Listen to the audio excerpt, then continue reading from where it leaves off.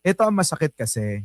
Maraming mga inaanyayahan sila na magra-rally. Pati nga ang vlogger nila eh. Ewan ko kung nalaman nyo tong kwento na to. Galit na galit yung matanda. Itong huli nilang one time, big time, maraming binayarang mga vlogger. Hindi sumipot. Hindi sumipot. Hindi sumipot. Pati na rin yung mga rallyhista. Hindi rin pumunta. Magkakaso Diba? Kukunti na nga lang sila, ine-expect nila yung dami na binayaran nila, pupunta lahat. Ayun, nga.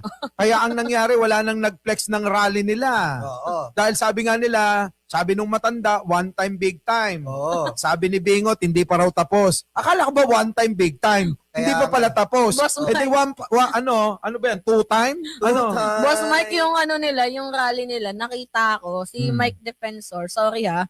Sir, maawa ka naman sa ano mo, sa Facebook mo. Kakasabi mo ng one time, big time rally, mas marami pa nga yung joyride rider na nagbiyahe doon. Pati yung mga Lala Move rider, pati mga food panda. Kasi alam nyo kung bakit. Pagod na ang tao sa mga ganyan. Mm. Ayaw ng taong bayan yung nag-aagawan ng posisyon, lalo na pagka-presidente.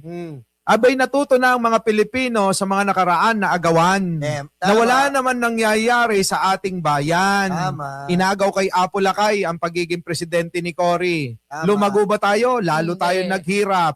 Inagaw ang kapangyarihan kay Erap ni Gloriang Maliit.